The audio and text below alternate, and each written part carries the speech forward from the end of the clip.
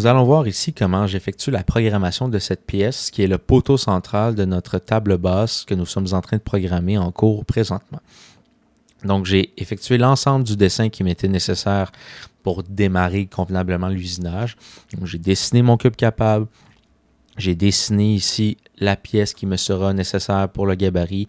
Donc, un simple rectangle de 48 par 16 pouces. J'ai dessiné la chaîne qui me sera nécessaire pour la poche de mon gabarit. Et j'ai également modélisé ici les cylindres qui me serviront de pont. Donc, j'ai modélisé ici un pont qui est le même diamètre que le tenon de ma patte. Ça va être amplement correct, on le coupera par la suite. Et à l'autre côté, j'ai pris le même pont et j'ai fait une rotation par miroir. Donc, j'ai copié ce pont-là aux deux extrémités. Un pont cylindrique de 5/8 de pouce par 1 pouce de long pour l'instant. Donc, c'est très bien pour moi. Je vais maintenant pouvoir configurer mes machines. Donc, avant de configurer les machines, je dois aller créer mes 3 groupes machines. Donc, je rajoute une deuxième et une troisième fois la machine Turnwood. Et ces 3 machines-là me seront nécessaires pour la programmation de ma pièce. Donc, je vais appeler le premier gabarit, le deuxième recto et le troisième verso. Je configure mon premier groupe machine. Donc, pour commencer, le brut sera le rectangle que j'ai dessiné, donc de 16 par 48. Je n'ai pas dessiné l'épaisseur, donc je vais ajouter aux deux endroits 0.625 car j'aurai une pièce de 5/8 de pouce, une mélamine 5/8. J'enlève, je décoche attribuer les numéros d'outils séquentiels et je sélectionne ma librairie d'outils. Donc ma machine est configurée. Je n'ai qu'à programmer une poche pour ce premier groupe de parcours d'outils. Donc je vais prendre le parcours poche, je vais sélectionner la chaîne qui m'intéresse. Je vais programmer rapidement une poche, donc avec l'outil descendant une demi, numéro 11, avec une ébauche de 45% du diamètre de l'outil, spirale parallèle, mouvement d'entrée de 10 degrés, et mes paramètres de transition qui sont les plus importants. Donc mon épaisseur de brut est de 0.625. J'ajoute ces valeurs-ci un peu partout, et mon épaisseur, donc ma profondeur, c'est-à-dire qui sera de 0.5 pour faire une poche à peine d'1/8 de pouce de profond dans de la mélamine. C'est amplement suffisant. Donc ma poche est programmée, ça semble très bien. Je peux donc oublier mon gabarit pour l'instant. Pour ce faire, je vais réduire le groupe machine qui s'appelle gabarit et je vais en profiter pour aller tout de suite dans les couches et créer des calques qui vont m'aider à avoir un peu plus clair dans mon dessin. Pour l'instant, j'ai créé que le calque construction, c'est le calque par défaut que j'utilise pour faire mes dessins. Je crée une nouvelle couche que je vais appeler gabarit et je vais aller transférer tout ce qui concerne le gabarit, donc le rectangle initial et le dessin pour ma poche. Je fais clic droit, déplacer les entités sélectionnées dans le calque gabarit. Je peux maintenant cacher ce calque-ci et c'est déjà un peu plus clair, je trouve. Très bien. Donc, je peux commencer à programmer mon recto, donc tout ce qui va concerner mon recto. Je constate que j'ai tout ce qu'il me faut dans le dessin. La seule chose qu'il me manque, ça sera d'aller tracer la frontière silhouette. Je vais la faire tout de suite. Je sais que j'en ai besoin pour programmer. Donc, dans l'onglet filaire, fonction frontière silhouette, pour sélectionner les corps et les surfaces, je ne sélectionne que la patte. Je ne sélectionne pas les ponts. Même si je veux usiner les ponts, ça sera un dommage collatéral si on veut. Je veux usiner seulement la patte. Donc, je vais prendre seulement la frontière silhouette de ma patte et je la trace. Donc là, ici, j'étais à 5 pouces dans le vide et c'est parfait. Je veux juste pas, je veux que ça soit facile à voir. Là, pour moi, à cette position-là, c'est très bien. Je suis prêt à programmer. Donc, je vais aller configurer mon brut de recto. Donc, en sélectionnant les 2 points, je vais choisir le coin inférieur gauche de la face inférieure et le coin supérieur droit de la face supérieure. Je vais décocher attribuer numéro d'outils séquentiel, attribuer ma bibliothèque d'outils. C'est terminé. Dans usinage, je vais commencer par l'ébauche. Donc, moi, je prends un parcours OptiRough. Dans l'OptiRough, je mets mes valeurs de surépaisseur de 0.125 en paroi et en fond. Et je vais aller sélectionner mes solides. En cliquant sur le curseur, je peux faire une sélection et je vais faire absolument une sélection par fenêtre. En faisant une sélection par fenêtre, je m'assure de ne rien oublier. Donc, je vous incite fortement à faire toujours des sélections par fenêtre et à ne pas cliquer sur des surfaces une à la fois. Déjà, ça finira plus. Vous allez cliquer sur plein de surfaces, mais surtout, vous risquez d'en oublier. Sélection par fenêtre, on prend tout. C'est plus simple comme ça. Et ensuite, c'est dans l'onglet Contrôle de parcours que je vais aller définir ma limite d'usinage par la chaîne frontière que j'ai déjà tracée. Donc, je vais ici sélectionner la chaîne frontière qui m'intéresse. Et comme j'ai sélectionné seulement la chaîne frontière de mon solide, c'est de ma pâte, c'est-à-dire, c'est grâce à cette frontière-là que je vais m'assurer de ne pas usiner l'entièreté des ponts. Donc ça, c'est bon. Ma frontière, elle est mise. Je vais en compensation extérieure. Je m'assure qu'inclure le rayon de l'outil soit coché. Et dans la distance de décalage, j'ajoute la valeur de surépaisseur que j'ai mis préalablement dans ici, géométrie du modèle, donc 0.125. Et j'ajoute également une valeur de dépassement de 0.01, donc la valeur qu'on utilise généralement partout en CNC. Enfin, je vais sélectionner dans mes outils. Donc, je peux garder l'outil numéro 11, c'est parfait pour moi. Je n'ai pas la librairie d'outils la plus récente. Si vous avez accès au 17, donc le chip breaker, le brise-copeaux, c'est encore mieux. Prenez celui-là, ça sera plus rapide.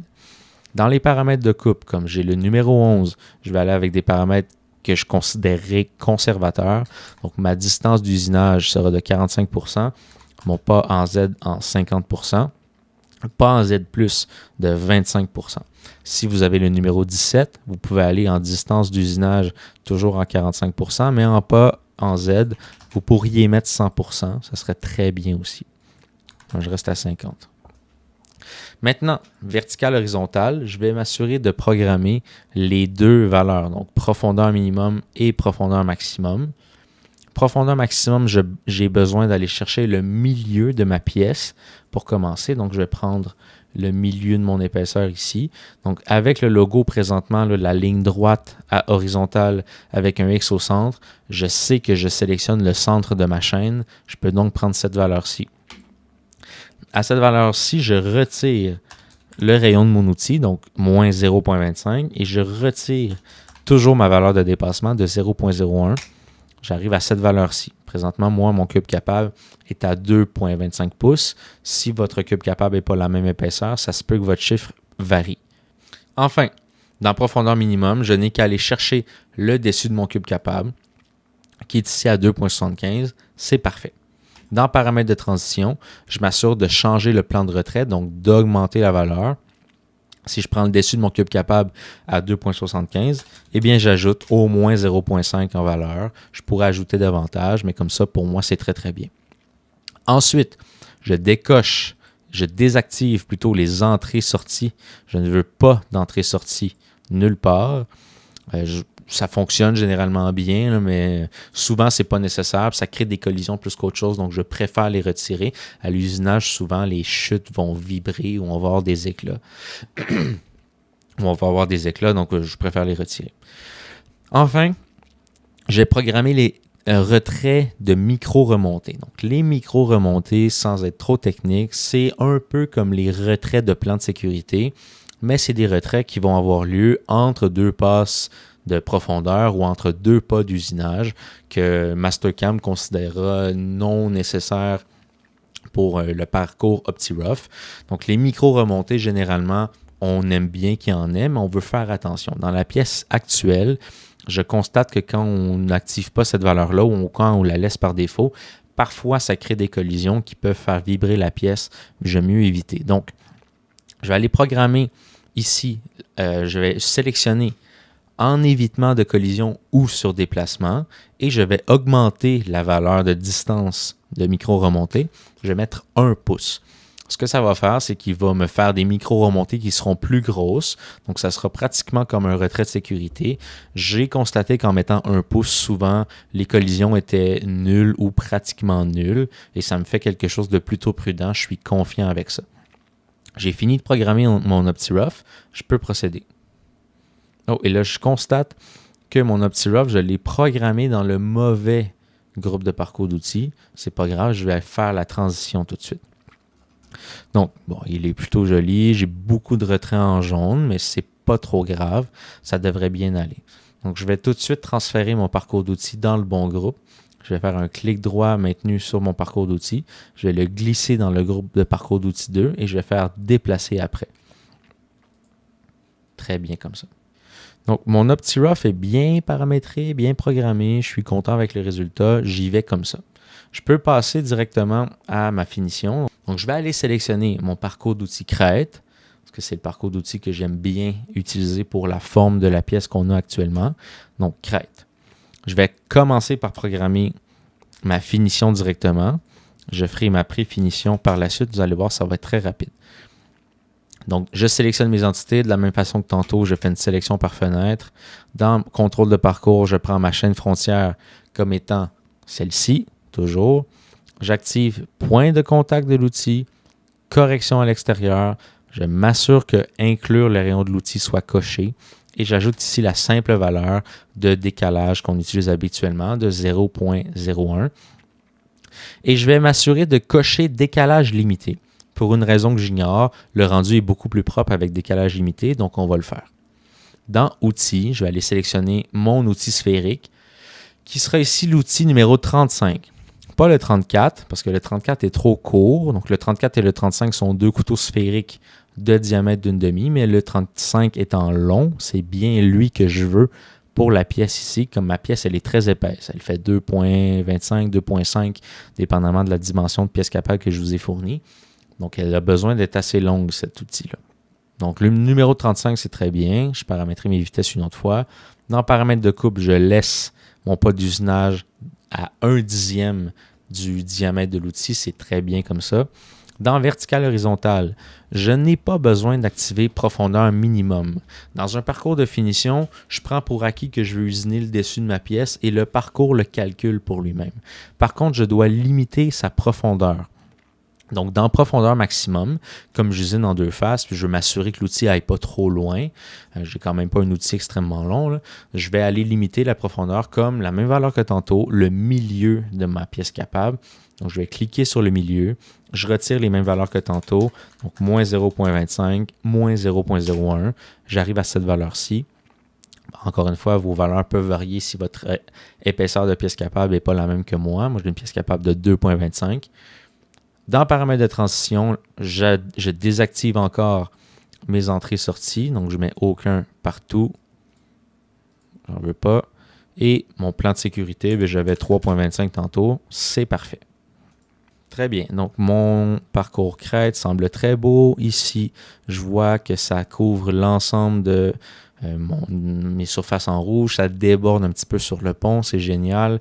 À l'autre extrémité, ça ressemble à quoi? C'est plutôt propre, exactement. Donc, ça dépasse sur mon pont, c'est très bien. Je suis content comme ça.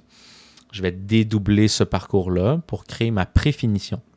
Donc, plutôt que de tout paramétrer, je vais la dédoubler. Donc, j'ai fait un clic droit maintenu. Je me déplace et je fais copier après. Je vais donc maintenant en nommer un qui s'appellera finition. L'autre que je pourrais appeler ébauche. Comme ce sont deux parcours de finition, je veux les différencier. Et là, j'ai pas grand-chose à changer dans ce parcours-là. Je mets une surépaisseur d'un 16e de pouce dans géométrie du modèle.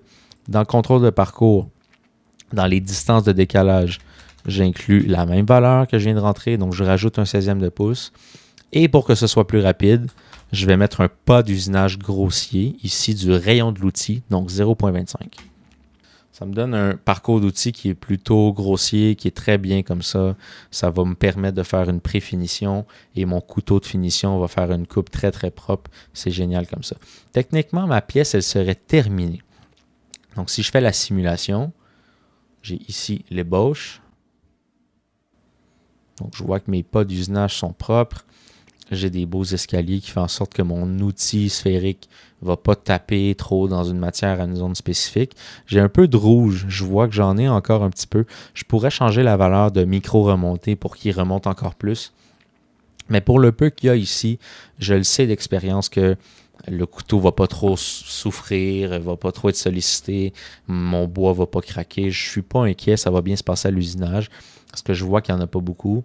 Si ça vous inquiète, là, vous pourriez remonter la valeur de micro-remontée. Moi, je suis confiant comme ça. Donc là, j'ai ma préfinition. Je retire quand même une bonne quantité de matière, on le voit. Et ensuite, ma vraie finition, qui fait une très belle coupe. C'est très propre comme ça. Et ça me convient comme ça. Très bien. Donc, je disais que j'aurais techniquement fini, mais il y a une chose que j'aime bien rajouter, que je trouve qui vaut la peine. Je préfère faire un surfaçage pour créer une belle surface de référence entre mon recto et mon verso.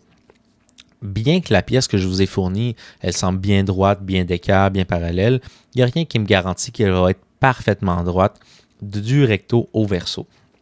Pour m'assurer que la surface de référence soit bien propre, bien calibrée, je fais un petit surfaçage, quelque chose de très très rapide. Je retire très peu de matière, mais je m'assure que la surface qui va me rester va être calibrée à la machine, aura un lien entre le programme et la machine. Je m'assure que tout se passe bien de cette façon-là.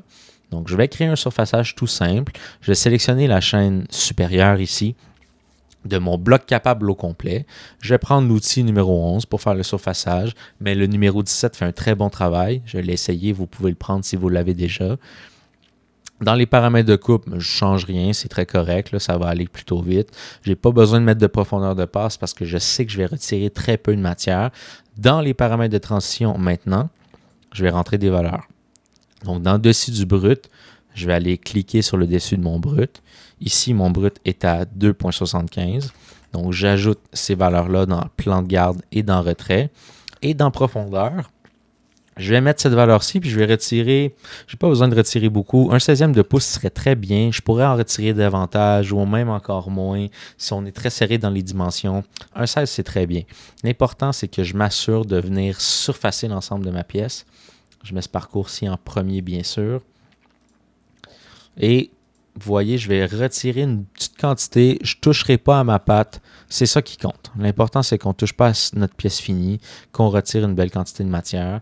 Si je refais une dernière fois la simulation, j'ai maintenant un surfaçage partout, mon ébauche,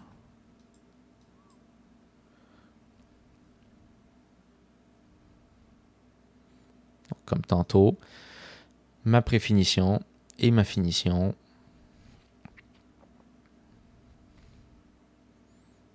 Et là, j'ai quelque chose de très, très propre. Pendant que je suis dans ma simulation, je vais tout de suite générer mon STL qui me servira à la phase 2. Donc, dans l'onglet vérification de ma simulation, j'ai l'option enregistrer le brut en STL. C'est ce que je vais faire à l'instant. Patte démo. Je suis rendu à la patte démo 2. En bas à gauche, je vois bien que mon brut s'enregistre. Donc, je vais laisser le logiciel calculer. Et voilà, je peux quitter cette zone-ci et importer maintenant dans l'onglet, dans Fichier ajouter, le STL que je viens de générer. Et il arrive parfaitement en place. Il est déjà à la bonne position, je peux valider. À ce point-ci, j'ai terminé de programmer le recto. Je serai prêt à me préparer pour faire le verso. Je vais aller dans la couche, je vais aller dans les couches et je vais me créer tout de suite un calque que je vais appeler recto, comme ça, et STL recto. J'aime bien faire les deux. Je sélectionne tout avec une sélection par fenêtre. Je déplace tout dans l'onglet recto. Je vais aller sélectionner juste le STL qui m'intéresse et je fais une couche qui va s'appeler. Je déplace tout dans la couche STL recto. Voilà. Tout est prêt maintenant pour que je puisse faire mon verso. Donc, je vais tout de suite procéder à la copie de tout ça. Donc, je vais faire ma rotation. Je me mets en vue de droite. Je fais une rotation toute simple. Bon, je n'ai pas besoin de changer le centre. Je me mets à 180 degrés. Je sais qu'ils ne sont pas à la bonne place. Je vais les déplacer par la suite. Je valide. Non, je me mets en vue de dessus et là, j'ai tout déplacé. Ce qui était de mon recto dans une couche. Je vais faire pareil avec mon verso. Je vais dans la couche. Je crée ma couche. Verso. Une couche. STL verso. Je déplace tout dans la couche verso. Je redéplace seulement mon STL dans la couche STL Verso. Et je suis prêt à les mettre en place maintenant. Donc, je sélectionne tout ce qui concerne mon verso. Je fais un déplacement dynamique et je vais aller sélectionner le coin qui m'intéresse.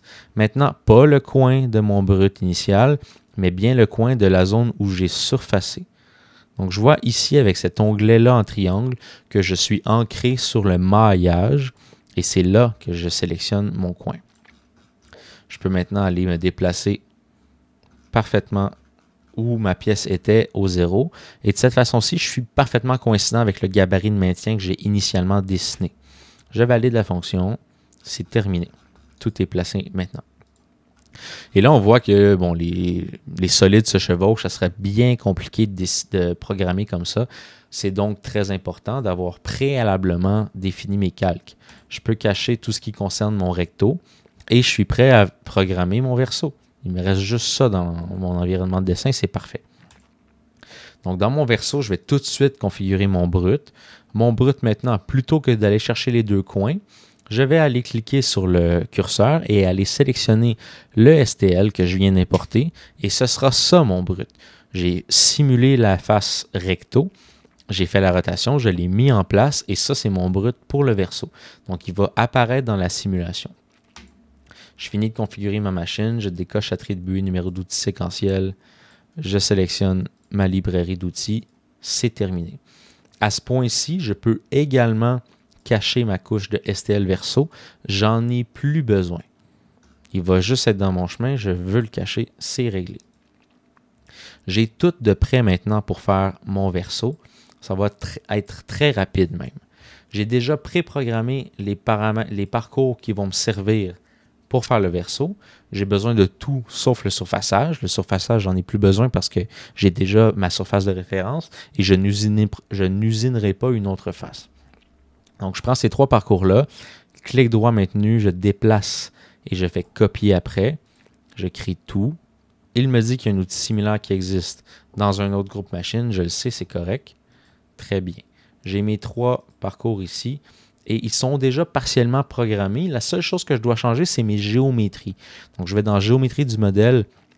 Je fais un clic droit et je fais désélectionner toutes les entités. Je vais sur le curseur et je sélectionne à nouveau toutes les entités qui m'intéressent. Et c'est important de resélectionner les nouvelles parce que même si elles semblent être les mêmes, il ne faut pas oublier que j'ai fait une rotation copiée. Et donc, c'est d'une copie de mes géométries initiales. Ce n'est plus les mêmes. Donc, je dois les resélectionner. Même chose pour la limite d'usinage, la chaîne frontière. Je sélectionne l'ancienne, je sélectionne la nouvelle, et voilà, c'est terminé. Je fais la même chose pour mes deux autres parcours d'outils. Donc, la chaîne frontière, les géométries du modèle. Pour la préfinition, même chose pour la finition. Géométrie du modèle et chaîne frontière. Je laisse calculer. Et voilà. Donc, je vais pouvoir maintenant simuler mon verso. Et on devrait voir le résultat complet de ce que j'aurai à la fin. Donc, mon ébauche en premier de tout, ma préfinition et ma finition. Génial. J'ai quelque chose de bien. Je suis très content avec ça. C'est propre. J'ai terminé de programmer cette pièce.